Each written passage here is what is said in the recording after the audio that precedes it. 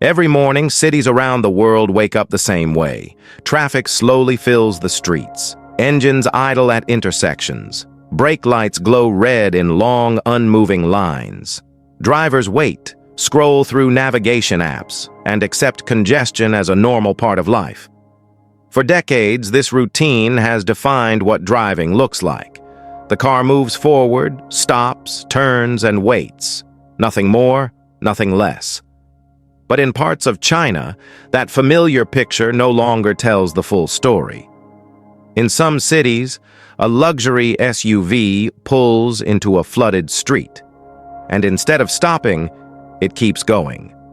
The wheels stop gripping asphalt, the body rises slightly, and the vehicle begins to float, calmly moving through water like a boat. It doesn't sink, it doesn't stall. It survives conditions that would disable almost any traditional car. In another city, a low, aggressive electric supercar sits still at night, surrounded by cameras and spectators. Music starts to play. And then the car begins to move. Not forward, not backward, but up and down, left and right, perfectly in rhythm. The suspension lifts, drops, and sways like a performer on stage. This is not a malfunction. This is not a trick. The car is dancing to music, responding with precision and control. At the same time, elsewhere on Chinese roads, a driverless taxi navigates busy streets with no one behind the wheel. Above traffic, a small drone rises from the roof of a vehicle, flying ahead to scan congestion and road conditions, sending live video back to the car below. And in tight city spaces, vehicles slide sideways into parking spots that once seemed impossible to use. These are not experimental concepts. They are not future promises. They are real cars in real cities being used right now. For the global auto industry, this moment is deeply unsettling. Because these vehicles don't just improve on existing cars, they challenge the very idea of what a car is supposed to be. For more than a century, the rules were clear. Cars drove on roads. They avoided water. They stayed still unless the driver moved them. They were tools, not performers. Machines, not personalities. China has broken every one of those assumptions. What the world is witnessing is not a gradual evolution, but a sudden shift. The kind of shift that changes industries forever. Experts compare it to the moment smartphones replaced traditional mobile phones. The same disbelief, the same resistance, the same question hanging in the air. How did this happen so fast? Over the next few minutes, we will take you inside this transformation. We will examine the cars that float instead of sink, the cars that dance instead of sit still, and the technology that allows vehicles to see, think, and update themselves long after they are sold. This is not just a story about China making better cars. It is the story of how the rules of the global auto industry are being rewritten in real time, on real roads. For more than 100 years, the automobile has quietly shaped the modern world. Cities expanded outward because cars made distance manageable. Highways cut across countries, connecting people, markets, and cultures. Entire industries rose around the assumption that personal vehicles would always work the same way. A human driver in control, a mechanical engine under the hood, and a fixed set of capabilities that would slowly age over time. Generations learned to drive using the same basic principles. Turn the key, press the pedal, watch the road. The car responded only to the driver's hands and feet. Improvements came, but they were gradual. Safer brakes, better fuel efficiency, smoother suspension. The foundation never changed. A car was a machine, and once it left the factory, its abilities were mostly frozen in time. This stability created comfort. Manufacturers knew how to compete. Governments knew how to regulate. Drivers knew what to expect. The system felt permanent, until suddenly, it wasn't. As cities grew denser, the weaknesses of this system became impossible to ignore. Roads designed decades earlier could no longer handle the number of vehicles using them. Traffic congestion became a daily reality, not just during rush hour, but throughout the day. Parking spaces disappeared. Air quality worsened. Driving, once a symbol of freedom, became a source of frustration and fatigue. The problem was not poor driving or bad planning alone. It was structural. The traditional car was never designed for megacities filled with millions of people moving simultaneously. It reacted slowly, relied entirely on human attention, and offered no awareness beyond what the driver could see. In a world moving faster and becoming more complex, the car had stopped keeping up.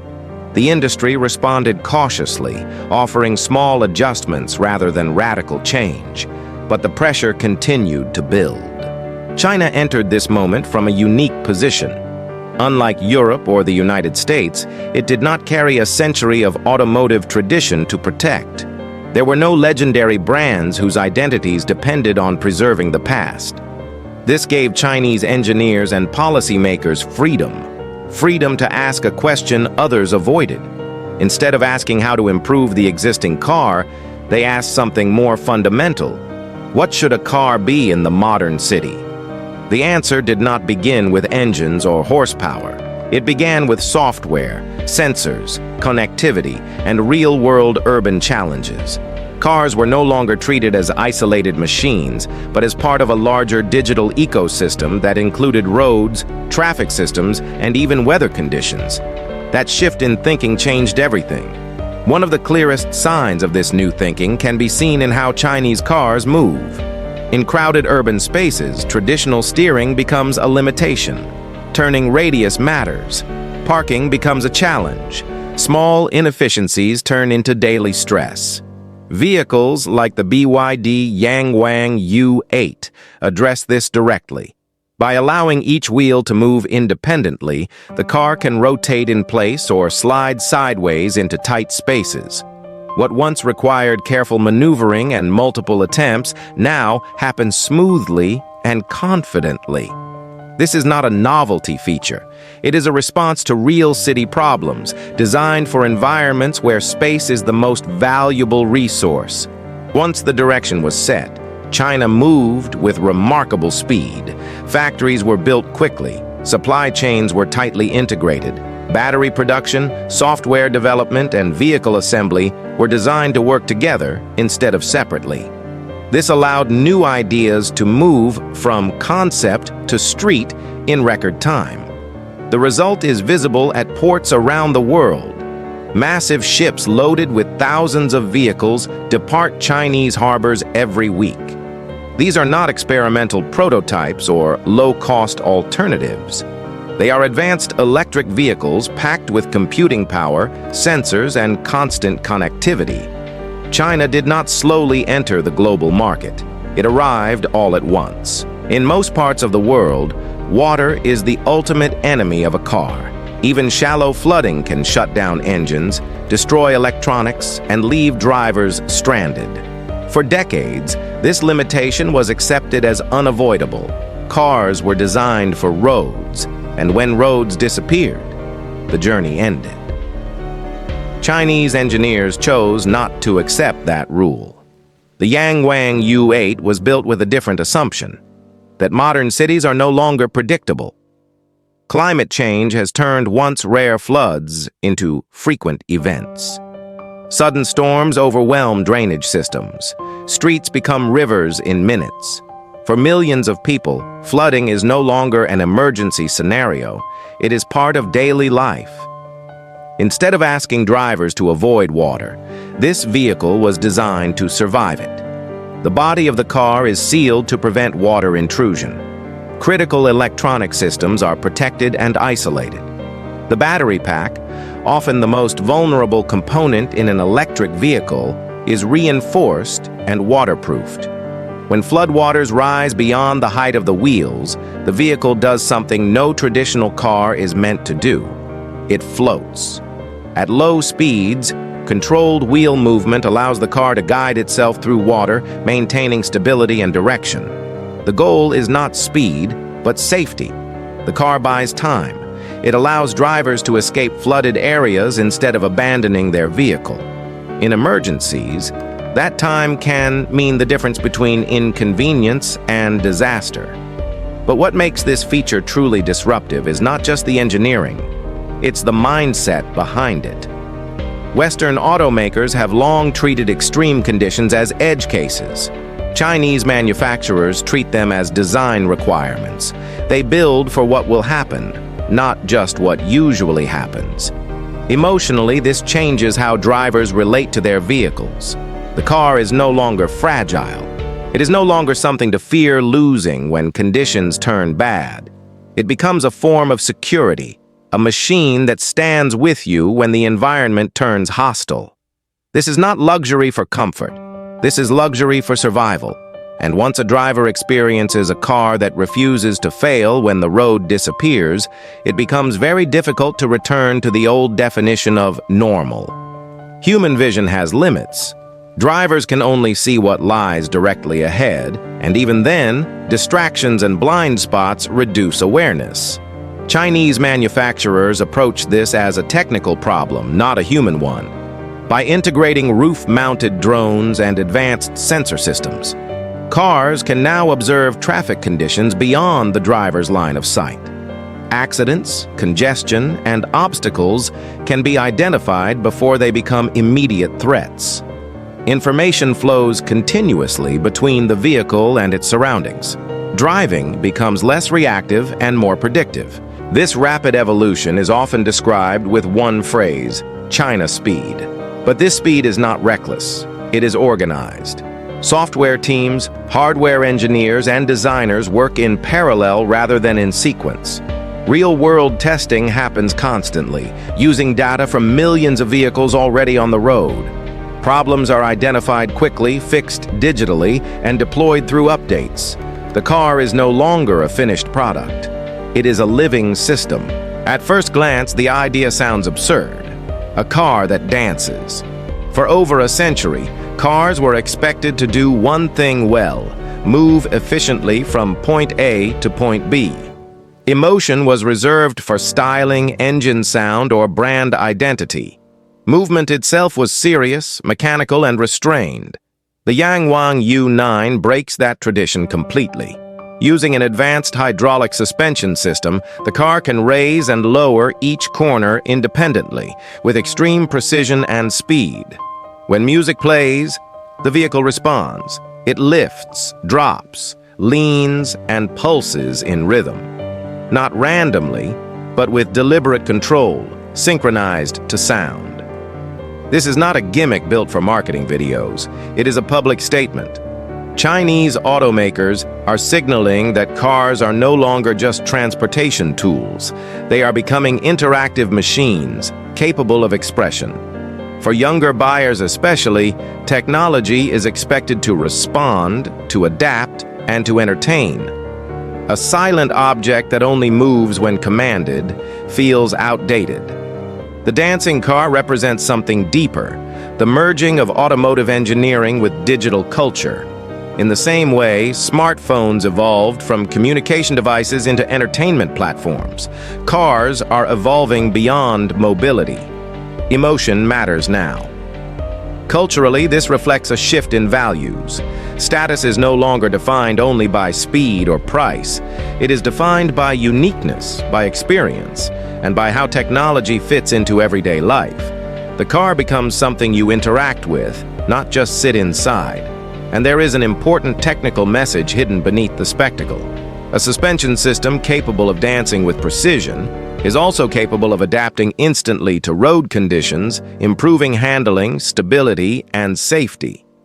What looks playful on the surface is built on serious engineering underneath. The dancing car is not meant to replace practicality. It is meant to redefine what practicality includes. Perhaps the most profound change is happening quietly. In several Chinese cities, autonomous taxis operate daily. Passengers summon them through apps. The vehicles arrive, navigate busy streets, and deliver riders without human drivers. There is no spectacle, no grand announcement, just usage. While other countries debate when autonomy might be safe enough, China is gathering experience at scale. And experience, more than theory, shapes the future. As Chinese vehicles enter global markets, resistance grows. Governments worry about competition, job losses, and strategic dependence. Tariffs are introduced, regulations tighten. These reactions are understandable. Industries built over generations feel threatened. But history shows that protection rarely stops technological change. It only delays the moment of adaptation. Modern cars generate enormous amounts of data: location, behavior, surroundings. This raises serious questions about privacy and security, especially when vehicles cross borders. These concerns are not imaginary. They are real and complex. But they are also part of a broader truth. Every connected technology faces the same dilemma. Phones, computers, and networks went through it before. The challenge is not whether data exists, but how it is governed. Perhaps the most fundamental shift is how ownership feels. Traditional cars age. Their value fades as technology moves forward. Chinese vehicles evolve. New features arrive overnight. Performance improves. Interfaces change. Owners don't just drive their cars, they update them. They wake up to vehicles that are slightly smarter, slightly faster, and more capable than the day before. This doesn't just change cars, it changes expectations forever. And at its core, this isn't a battle between countries or brands. It's a battle of philosophies. Is a car a mechanical object designed to remain mostly unchanged, or is it a digital platform meant to evolve continuously? China has already chosen its answer. Now the rest of the world faces the same question, with far less time to respond, because the future of mobility isn't coming. It's already here. If you want to understand where technology, design, and power truly intersect, you're in the right place. Subscribe to Epicora, like the video, share your thoughts in the comments, and stay curious, because the next chapter of the automotive world is being written right now.